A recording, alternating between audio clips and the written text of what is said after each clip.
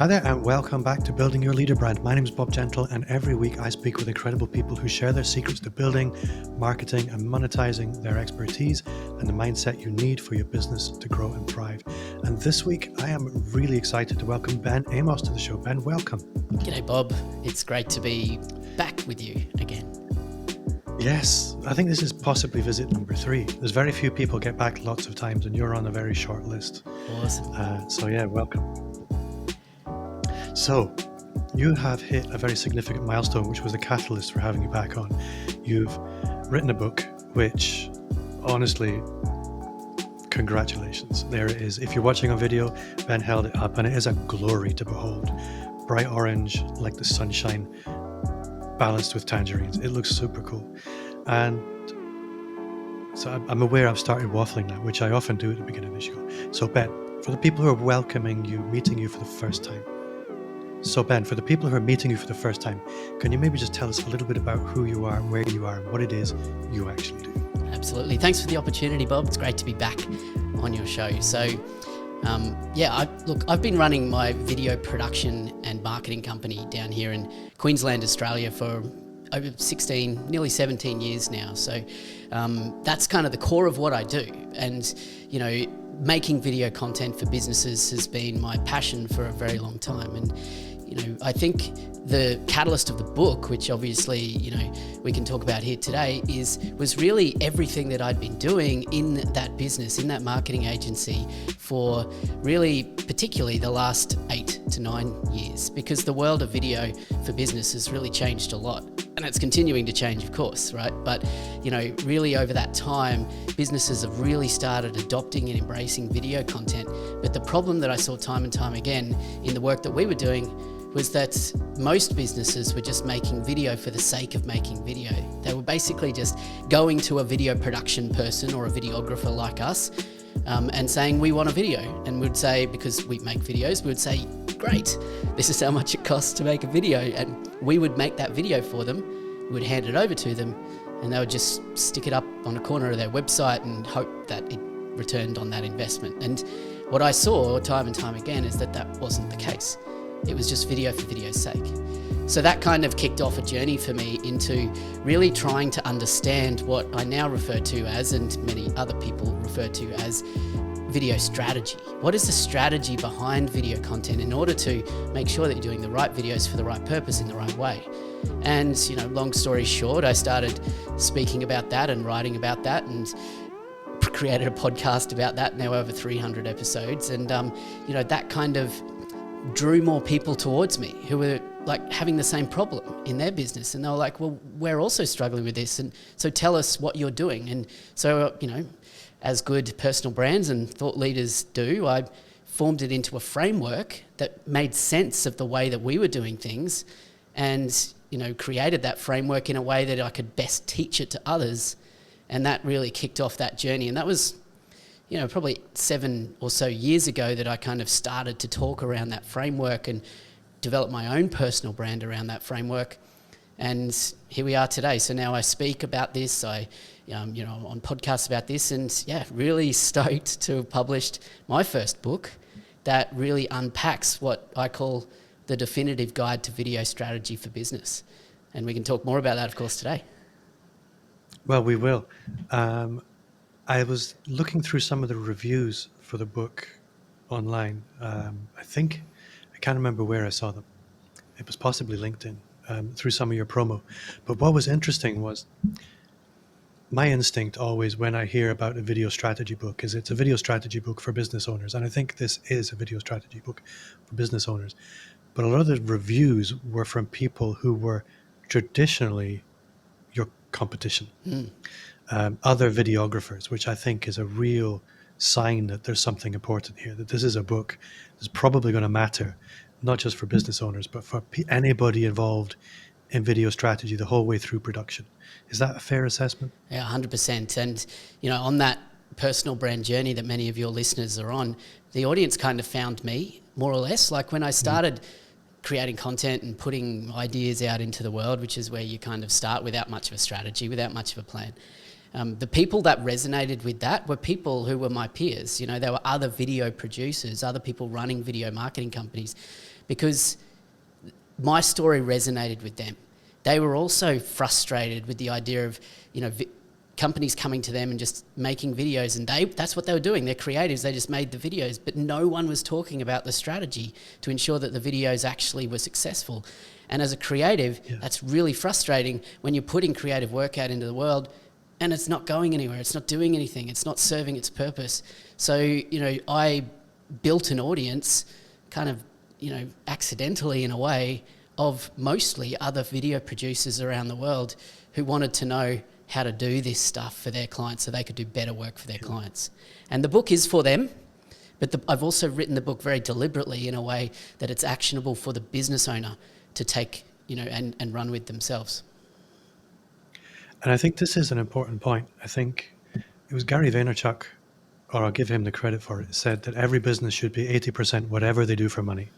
And I'm paraphrasing horribly. 80% whatever they do for money and 20% media company. And a lot of business owners will just try and offload that entire 20%.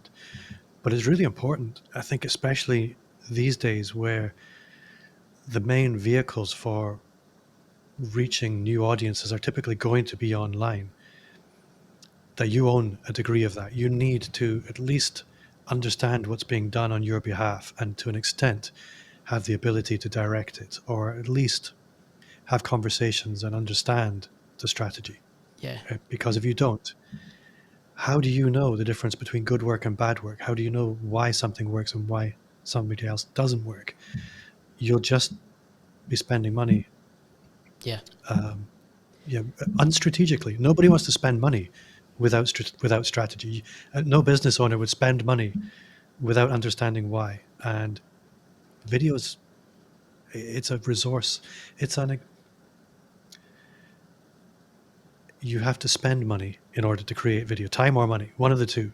And no business owner will do that without strategy. Yeah, and we don't want to waste time or money, right, Bob? And, I think we have to address potentially the elephant in the room here, that the idea that for most business owners, strategy is like this, kind of up in the air kind of idea of like, strategy, who needs strategy, right? Like, I don't know about you, but I know when I started in business, I was reading about how to do business and people were telling me, or I was reading, you got to do a business plan, you got to write a business plan, and you got to have your marketing plan, and you got to do all this planning.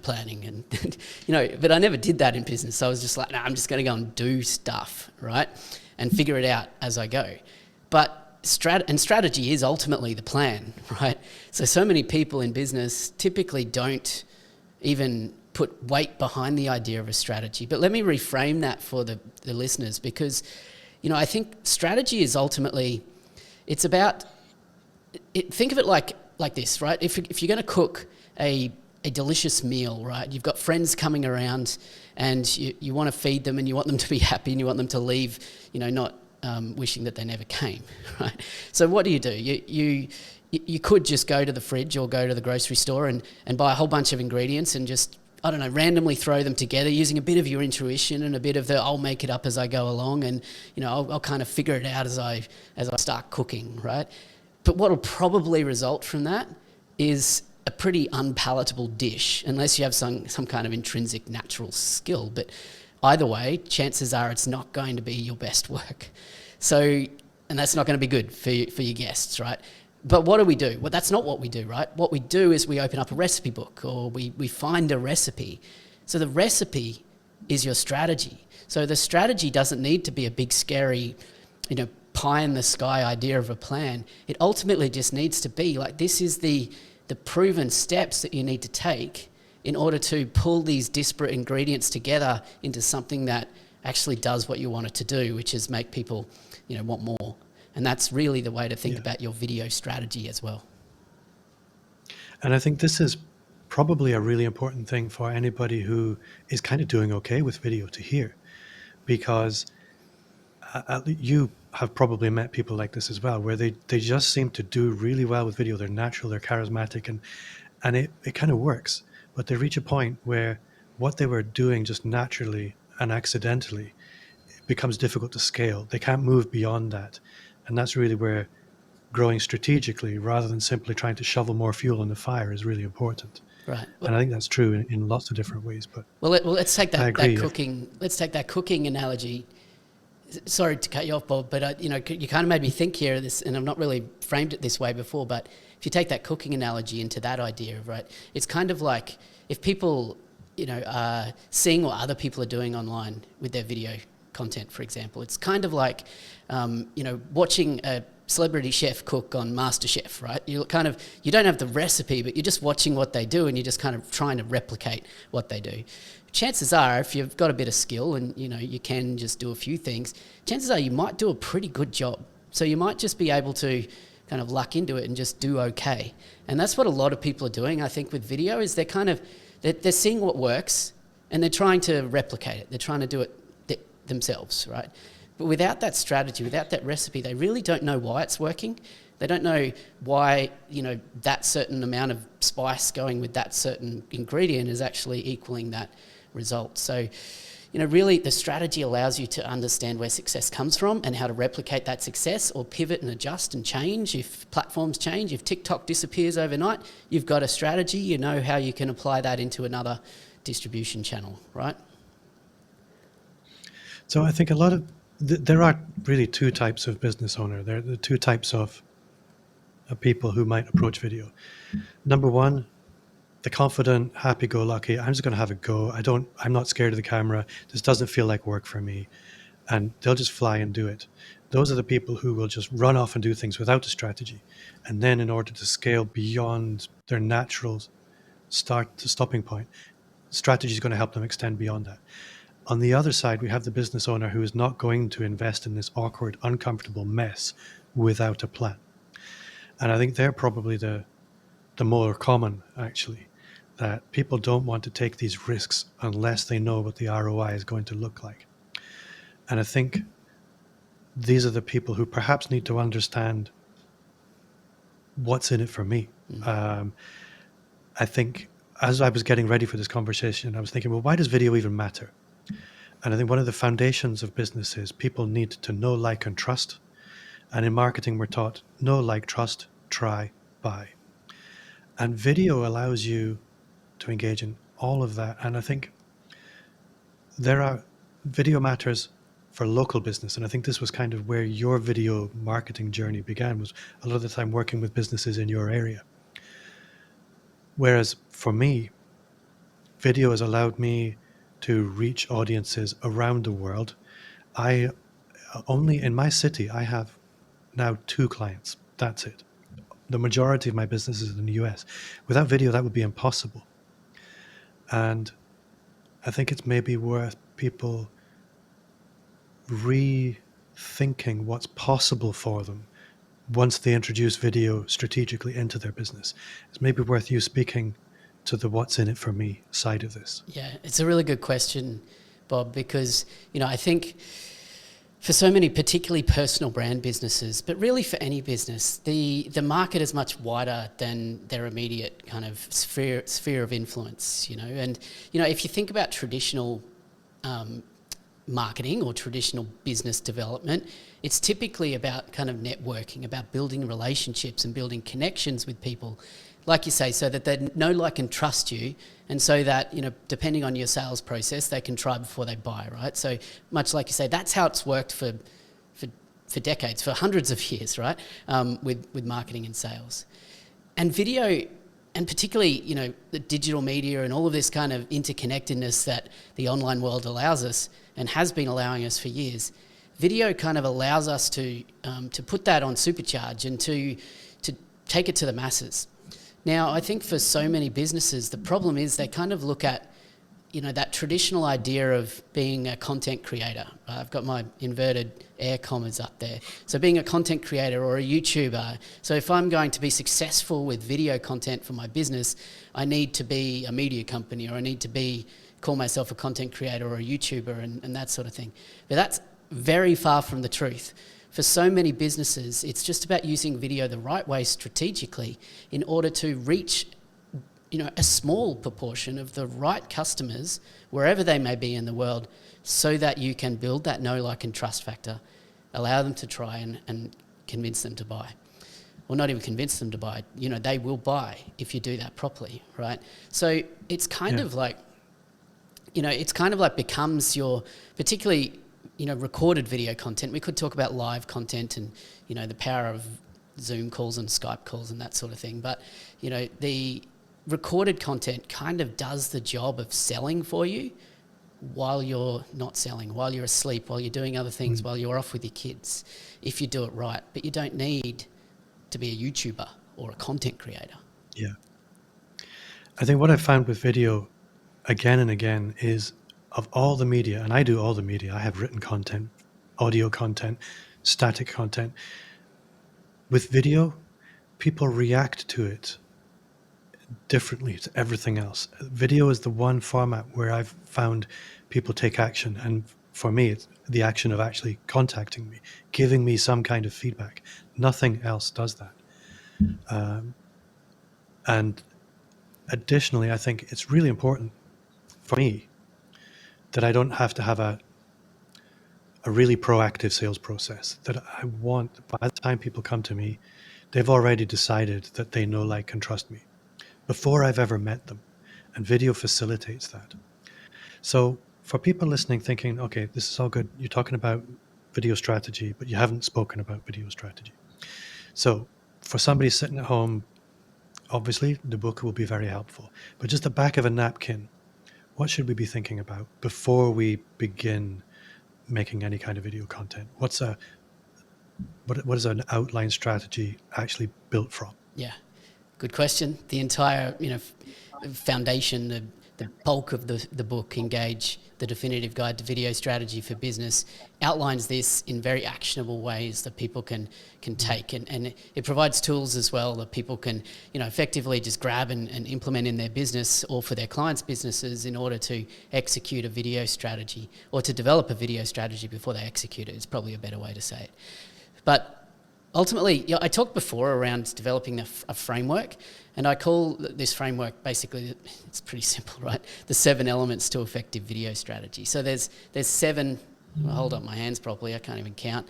There's 7 core things that a business or someone needs to think about or understand or put some thought process to in order to be effective with their video marketing. So those 7, and we can break it down as much as you like, Bob, but those 7, I'll just kind of give you the top level, is audience, goals, content, distribution, optimization, metrics, and production. So those 7 elements all work together, and they're interconnected in a way that, allows you to develop a cohesive and refined video strategy. And they're in that order for a reason, because you need to basically make decisions and get clarity on each of those 7 elements in that order in order to produce content and develop a video strategy that makes sense. So just a top level view of that is that you need to first understand your audience. In business, if you don't know who you're selling to, if you don't know who you're trying to communicate to in order to move them to take action with your business, then you've failed from the outset. So really understanding your audience is critical. Once you understand your audience, then you need to understand your goals. And that comes down to, what are your business goals? What do you want that audience to actually do with your business as a result of your content in order to move them closer towards buying from you, right? So the goals need to align with your strategic business goals as well. So goals is the second element. Once you're clear on the goals, then you need to develop your content plan. So content's the third element. Now, content here, we're not talking about developing your content, like making the videos. We're talking about planning what type of content are you going to be developing, and what sort of information does your audience need to hear from you through that content in order to, again, move closer to buying from you. So content is more around, what do you need to communicate to them? And that's different for different goals, right? So we can break that down later. So content is next. And then you need to consider the distribution channels that you're going to use to get that content potentially in front of the right audience. So distribution channels, obviously, are increasing every year. There's like something new popping up, right? But you've got, YouTube, Facebook, LinkedIn, Instagram, TikTok, Snapchat, whatever the distribution channels are, you decide on those distribution channels, and it doesn't just need to be one. You can think about how you're going to use multiple distribution channels as well and how that fits. And that should be as a result of understanding your audience, planning out your goals and developing your content, those previous elements. From distribution, once you're clear on that, then you need to think about how you optimize the content. So optimization is next. Optimization refers to what you are planning to do on those distribution channels or to your content before you upload them to that distribution channel in order to ensure that the audience actually sees, or that in order to set your content up for success on those distribution channels. So without optimization, you can, understand your audience, you can have really clear goals, you can develop great content, you can distribute on the right platform, but without optimization, potentially they're never going to click play, they're never going to see it, right? So optimization is critical. The next one is metrics, because if you're going to publish and optimize any sort of content on these distribution channels, you need to understand what you're going to measure to determine success, right? So you need to really consider what metrics matter based on those previous decisions, based on the audience, based on your goals, based on the content. You get me, right? So metrics are critical here. And then the last one is production. Right, production comes last.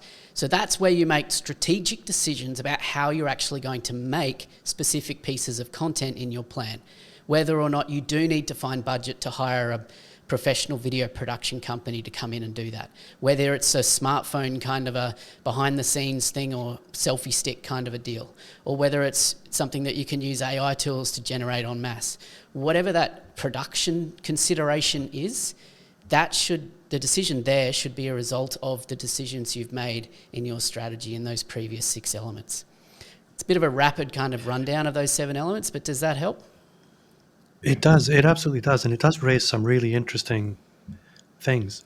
I think the one that springs to mind straight away is how we judge the success of our content.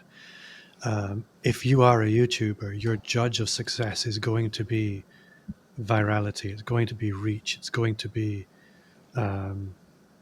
revenue generated through monetization. If you're an independent consultant, those things really don't matter. What matters is what action did people take? Did 1 or 2 people reach out and connect with me? It's a very different measure of success. And I think a lot of people, when they are looking at video content, they do look at the vanity metrics rather than playing the long game, because there can be a video that for you, it looks like by all the standard metrics, it's failure. But did it drive sales? And you need to have ways of measuring these things. The optimization side of things as well is interesting, because historically, if we take YouTube, for example, it's quite counterintuitive optimizing a YouTube video, that you optimize the title for search rather than explaining what this video is about a lot of the time. And all of these things really indicate the importance of proper planning, which most consultants, most small business owners don't. We just rush through, get it done, bosh, and we move on to the next thing. And probably, and maybe you can speak to this, that perhaps less is more. That if we were to slow down, we might see more success. Yeah.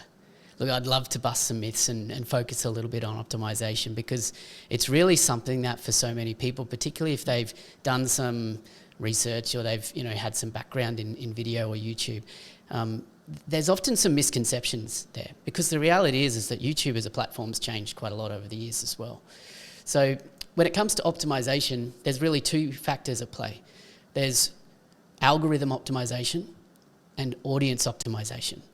So what you refer to as like search engine optimization or algorithm optimization is those traditional kind of, let's call them kind of old school ideas around YouTube of like putting search phrases in the titles or optimizing tags and descriptions for search terms. That sort of thing that used to be very critical in getting your videos to surface in front of people when they were searching for certain things, right? It used to be one of the key factors in success on YouTube was algorithm optimization. And there was obviously a lot of, thought leaders and gurus sharing the best practices and ways to do that. And a lot of it was true, and a lot of it did work. But YouTube's changed a lot, particularly over the last 5 years. YouTube, obviously, with Google, owned by Google, and with Google's incredible, search engine algorithms in play here, which have also changed a lot over the years, and particularly with the introduction of AI into those algorithms as well over recent years, that's really changed. So now I talk about the importance of audience optimization over algorithm optimization, because all of these platforms, YouTube, Facebook, TikTok, all of these, LinkedIn, all of these algorithms, to use that term, they're all set up and really, really smart at surfacing what they believe is the best content, most interesting and valuable and relevant content to the user, to the individual user. And that's not based on search queries anymore. That's based on user behavior signals from the user. So, what have they engaged with? What have they shown interest in before? Sometimes this is referred to as the interest graph on Facebook, for example. So now if you're optimizing for audiences first, typically doing the right things there means that by default, you're actually optimizing for algorithms as well. And the things that you need to do to optimize for audiences, without going too deep into it in this podcast, really are all about capturing attention, holding attention, and then driving action. So attention, retention, and action. So attention comes from, particularly on YouTube, thumbnail and title. So yes, you could still consider search terms in there, but really what you need to be thinking is the title. How is the title going to stop someone from scrolling that kind of search results on the YouTube search page? And how is it going to catch their attention enough to want to click play? So the combination of the YouTube title and the thumbnail image is what captures that human interest in order for them to stop and then ideally click the play button. And then we talk about the hook. Obviously, hooks are very important. So those first couple of seconds, once they do click the play button, how's that going to continue to capture that attention and make it feel that this is ultimately really relevant to them and something that they want to engage with? And then it's about retention. There's lots of strategies you can use in your videos to retain viewers, to make sure they keep watching. And then it's about action. What's the action that you want them to do? And how's that reflect on the audience's behavior? And that's another signal in audience optimization. So just think about those things. Like, what can I do on this video to capture attention, to earn retention, and to drive the right action? Simple as that. I say simple, right? But it's not. It's really interesting looking at the framework here, and I actually managed to write all 7 points down. The audience element is really the red thread that runs through the whole thing. And from what you're describing there, it makes perfect sense and highlights, if we haven't really locked in who this is for very specifically, it becomes really, really difficult for anything subsequently to work. Yeah. And a lot of us are quite vague when it comes to audience. And in a local business, a lot of the time, that's even worse because it's anyone in my area that might need this thing. Internationally, I guess we're guilty of the same thing. But you will certainly find it far easier to attract exactly the right person. And once you've attracted exactly the right person, a lot of the time I think there's a halo effect that's much stronger in that everybody else's head will turn too. What are the challenges with, and I ask this because you've probably been through it many, many times, of working with a client on the one hand, but also for yourself, saying, this is my audience and I appreciate these people could be my audience, but if I include them, everything becomes diluted. How do you work through that? Yeah, and it is a challenge, particularly in business, unless you sell, one product, one service that is specifically for a niche, then, sometimes it can be really challenging because you feel like if you're too limiting in your audience, in your understanding of your audience or who you're going after through your understanding of that audience in the content that you create, it can feel like what you're doing is missing out on so much more. So then we tend to, if we fall into that trap, we tend to create generic content that kind of talks to everyone but doesn't really talk to anyone. And that's a real problem because there's a lot of generic content out there that's kind of doesn't really talk to anyone. And that doesn't work. So what does work is when you are very specific about who you're talking to. Now, if you're developing an audience avatar or an ideal customer profile or something like that, in your business, you don't need to just have one. I don't recommend you have 10, right? But you can, in most businesses, you can have like maybe 3, maybe 4 different customer avatars or audience profiles that you're going after with your content plan. But for each video, you need to say, okay, this one is talking to this person. This one is really showing up for this person, right? So you can mix it up a little bit. But the value in targeting one person or one ideal customer avatar with your content and your content planning is that it'll really resonate with those people, but it'll also resonate with, people that are a couple of steps removed or a couple more steps removed, because they might be like, oh, look, it's not directly talking to me, but geez, this is really useful for me. I can see a lot of, crossover with what I'm interested in. So you actually do capture quite a large audience, even if you're speaking to quite a niche, target audience. Does that make sense? It makes perfect sense. I think somewhere I'd like to go next is I'm very aware we've not been doing the book justice today. I've been People can go and pick it up. pursuing a conversation that makes sense for my audience related to your book, but I know that there are a couple of videographers listen to the show, and that this is a book that's to a large extent written for people who kind of know what they're talking about. They know what they're doing. So if there are people in the industry listening, what's in the book for them that really makes sense for you to speak about just now? Yeah, I mean, what I will be really clear on is there is nothing in this book about how to make videos. There's nothing there about what cameras to choose, how to set up your lighting, what microphone you should be using to make your videos. That's not what this book is, right? To be really clear on that. There's lots of information about that, right? You can go to YouTube, there's plenty of information. So if you are, a professional, you know how to make content, or even if you're a small business or a solo business or a micro business and, you're wanting to do strategic video content, then this book is for you to get the plan in place, to get the understanding into why video works for your business and how to do the right videos in the right way that reach the right audiences and move them to take the right action with your business. Because ultimately, that's why we're doing business. There's that idea of, that analogy of, you don't want the hole in the wall, you want the kind of screw that the hole goes into. Yeah, don't sell the hole, sell the drill. Right. Yeah. Exactly. You don't want the hole, right? You want the drill, right? But you can take that one step further. You can say you don't even want the drill. What you want is, the screw that the drill will put into the wall so it can hang up the picture of your, late grandparents because it's been sitting in a box for years and you're almost forgetting what they looked like. What you actually want is not the drill. What you want is the picture hanging on the wall and the emotions that brings, right? So this book helps you kind of unpack all of that and to really understand how to develop a video strategy for your business, and equally, and proven through over 150 students who have been through my big course, my Video Strategist Masterclass, which a lot of this content is taken from in the book, which is specifically for video producers, by the way. So it's proven that this stuff, when applied to your clients, can actually make a difference in your business too. So the book is for the business owner to do it themselves, makes it very simple. The book is also for those who are doing this for their clients to upskill them as a video strategist. And in fact, I think it's one of the first chapters of the book as well.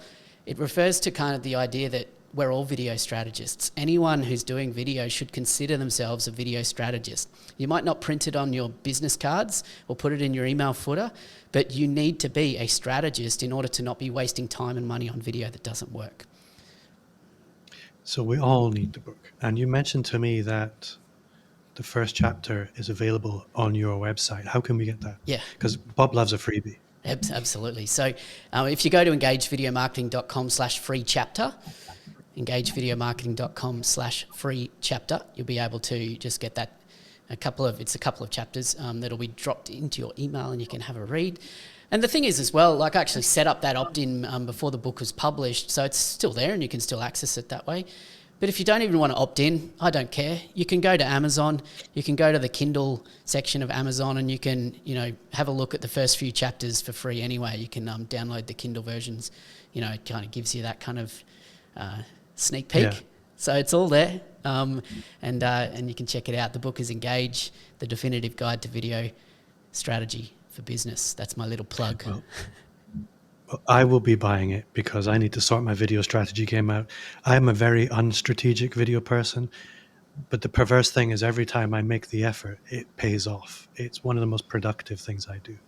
And speaking of productive things, this brings us into part 2, where I'm going to ask you to share 3 things people can do today to take action on to move themselves forward in some shape or form. So you haven't had as much time as people normally get to prepare this because you got the VIP booking experience rather than the Muggle podcast guest booking experience, which would normally have warned you of this.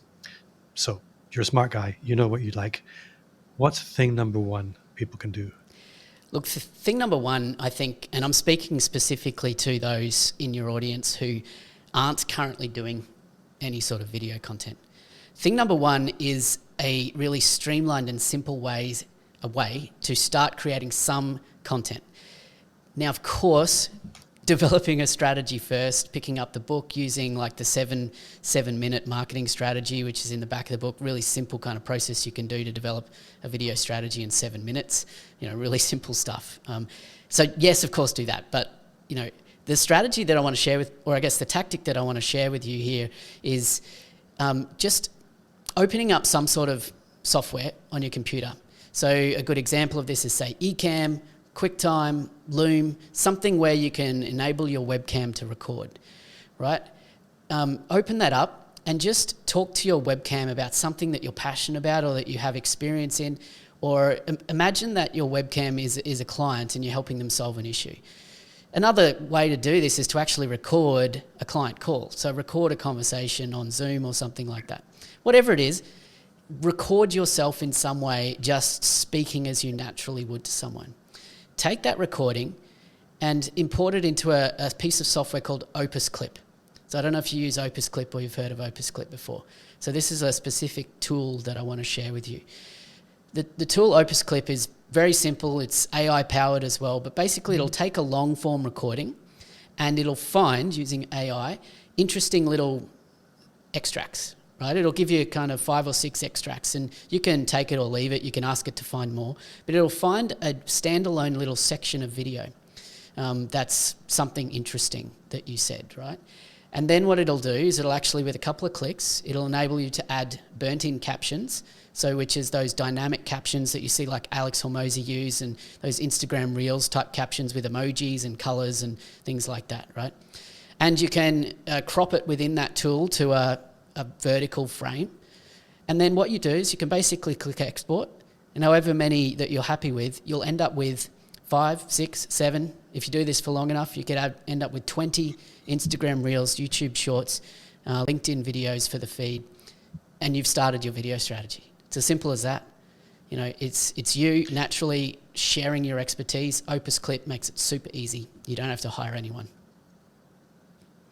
I really like that. This is something I've had bubbling in the back of my mind as an idea, but actually the walking through the whole process there is perfectly logical. There are a few things that come up around confidentiality and stuff like that, but these are things that are so easily overcome just with a little bit of due diligence and making sure that you're not sharing anything you shouldn't. Yeah, of course, take that in mind, of course, if you're recording a client call.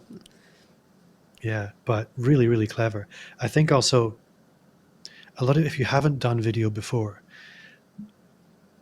seeing yourself on screen talking can be quite jarring. And there's an exercise I like to use with clients that have never done video before called the captain's log, where you just get in the habit of recording yourself and watching it and then doing nothing with it to simply get through that cognitive dissonance of seeing yourself.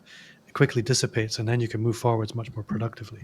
But this is a great way of making that productive. Yeah, I love that. I really like that. The thing is as well, just on that, you actually don't even have to publish them. Just go through this exercise.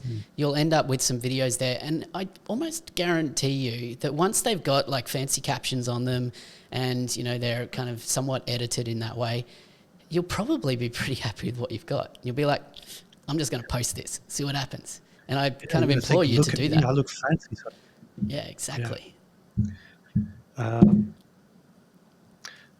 Thing number two. Thing number two. So let's go a little bit more advanced here. Let's go to people who are producing video content. So they are actually, producing some sort of content for some sort of platform. And this is something that is outlined in the book here in our distribution, in the distribution chapter. But what I refer to is the idea of a tiered distribution. So this is, I guess, more of a framework that I'm going to share here. I refer to it as a tiered distribution strategy. So the tiered distribution strategy is like a repurposing strategy. So if you are producing some sort of content, let's say you post a regular video on YouTube, but that's all you're doing with it. So that means with this tiered distribution strategy, you consider YouTube your primary channel. So think of it like the top of a pyramid, right? So you've got a piece of content which you're creating for your primary channel. And then if you consider your primary channel, and then with the tiered distribution strategy, you actually think about what are my secondary channels and what are my lead-in channels as well. We can also go further into the supporting channels. So I'll go through that really quickly for you. So imagine it like a tiered, like pyramid.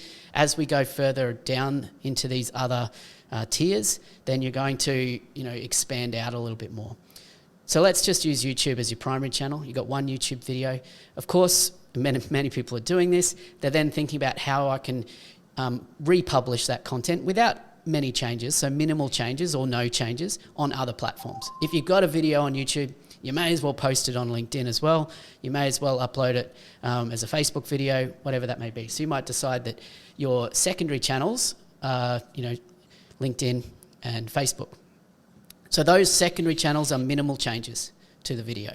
Maybe, different formats or something like that, but it's basically the same video. And then, to really capitalize on your tiered distribution strategy, we need to think about those lead-in channels as well. So lead-in channels are other types of shorter teaser type content that you can use on other platforms to drive engagement or drive viewership back to your primary channel. So this is where you might create little quote cards or little snippets or extracts that you might share on Instagram or as an Instagram story, with a call to action to go and watch the full video on my YouTube channel, for example. So those lead-in channels should lead, back up the funnel or back up the tier to the primary channel. But we'll take it one step further with the tiered distribution strategy. We'll actually consider some supporting channels as well. So supporting channels are non-video channels which drive more engagement back to your primary video. So that could be your email newsletter. That could be threads. That could be like text threads on threads. That could be image posts, like static photo image posts, maybe a behind the scenes of when you made the video, but the content of that post is pointing people, hey, there's a new video on my YouTube channel. So those supporting channels should be, again, pointing people back up to that primary channel. So, it's a bit of a framework, a bit of a way of thinking about how to maximize the effort that you're going to do anyway to create a video. So why not do all these things as well? And often with a plan, can be relatively simple to do. I think everybody's heard of video repurposing, but this strategic approach of beginning with the YouTube video, and I don't think it's an accident you start with the YouTube video rather than perhaps LinkedIn, which a lot of consultants or people like that might instinctively think, well, LinkedIn's my main profile. Maybe if actually you speak to why you would put YouTube first as opposed to LinkedIn. It doesn't necessarily always be. So that's part of your video strategy, is deciding what's your primary distribution channel. If it is LinkedIn, then LinkedIn, you're going to create the video for LinkedIn, right, in a LinkedIn format, right, which is probably going to be a portrait 4:5 kind of a video rather than a 16:9. You're probably going to put some captions on it because many people watch LinkedIn with sound off. So if that's your primary channel, that's fine, but then you can start to then think, what's the secondary channel from that? Yeah. But typically your primary channel should be where you're posting your long form content, because the longer the content is, the easier it is to kind of get the most use out of it as you go down the distribution the tiered distribution strategy there. So yeah, think about what's your longest form of content that you're planning to produce and make that your primary channel. I think I agree with you 100%. I think the angle I was taking there was YouTube as a discovery platform in and of itself, it makes people discovering your content very, very easy. So I always look at that. That I think that the lifespan of Yeah, the content is far longevity is greater on YouTube. yeah, the longevity is Yeah. definitely worth considering, but it depends on the type of content. You know, if you're I don't know, if you're a thought leader in the financial services space and you're posting, you know, updates about the market that is happening on that particular day, it may not have benefit to be, you know, a long shelf life kind of a video, right? But yes, YouTube's still the powerhouse of the whole online video game. Can't be ignored. Well, that was a very elegant description of a tiered approach. I've heard lots of ways of approaching repurposing. This was one of the slickest. So I'm grateful for that. So final thing number 3. Thing number 3, I think, is to, you know, I want to speak now to those who are maybe have been doing video content for a while, but are feeling like it's just not landing. You know, it's just not getting the traction that they need. And I want to, you know, circle back to something that we talked about earlier around the idea of, if you're focused on metrics, the wrong metrics, then chances are you're going to have the wrong measure of success, right? So, you know, I guess the specific tangible thing that I want people to take away here is really understand your why. So take some time with your video content or your video strategy to actually understand, why are you doing this and who are you doing this for? Because I think we get too stuck on it being for us or feeling like we're doing it for us. But as you know, ultimately you're doing it for the one person who needs to hear what you have to say.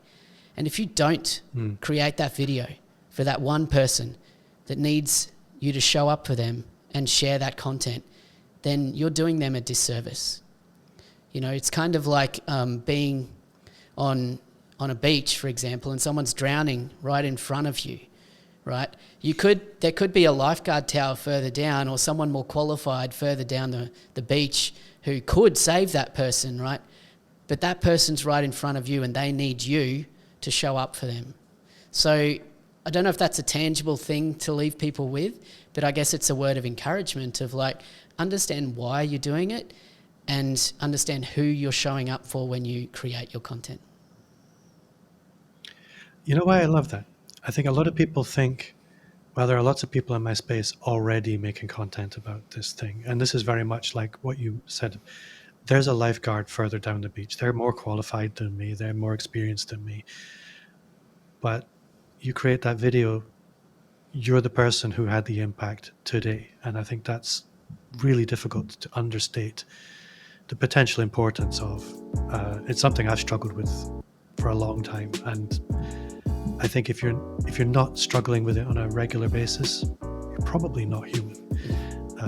I struggle with it too. But it's a really nice mental model. Yeah. Ben, where can people buy the book? Is it like properly, fully available everywhere now? Fully available everywhere. I do encourage anyone who might be listening from Australia, the best place to go is engagevideomarketing.com/book. They can order it directly through me, which means I'll sign it for you. I'll ship it to you directly. There is obviously more profit margin for me when we do it that way, but it's actually cheaper than buying it on amazon.com.au, the Australian Amazon. But everyone else in the world, really the best place to go is Amazon. You can find it in other, booksellers as well, but we've got the Kindle version there as well if you're, a little bit cheaper, or you like the digital version of things. But I reckon you need this book in your hands. I've got the Audible version coming, but it's still a little bit down the track. I've started recording it, but and I'm recording that myself. So right now, it's available right now. It's at its best price it will probably ever be, because we've started with a nice discounted launch price. So depending on when you listen to this, go to Amazon in your area and search for the book. You'll find it. I will go and order it today. Ben, Amos, you have been an awesome guest. It's never a waste of time to speak to you. I always come away enthusiastic to get back into video. So thank you for that. Excellent. Thanks, Bob. It's been fun. So that does bring us to the end of another episode. No, actually, before I do that. Ben, if people want to find out more about you, if they want to get in touch with you, what's the best way for them to do that? Probably spend a lot of my time on LinkedIn these days, so just search for me, Ben Amos, on LinkedIn. You'll hopefully find me there, or at engage_Ben on Instagram. EngageVideoMarketing.com is the place for everything else. That does bring us to the end of another episode. Thank you for listening. And if you did enjoy the show, I would gently encourage you to leave a 5-star review wherever you listen to podcasts. And if you're on YouTube, it's a thumbs up, a like and subscribe, and a comment, I guess is what the kids say. If you did enjoy the show, you will also love the Personal Brand Business Roadmap. It's 50 pages of everything you need to start, scale, or fix your expert business. Just click the link in the show notes or visit amplifyme.agency/roadmap. Ben, you've been awesome. You at home listening are also awesome. Thank you, and see you next time.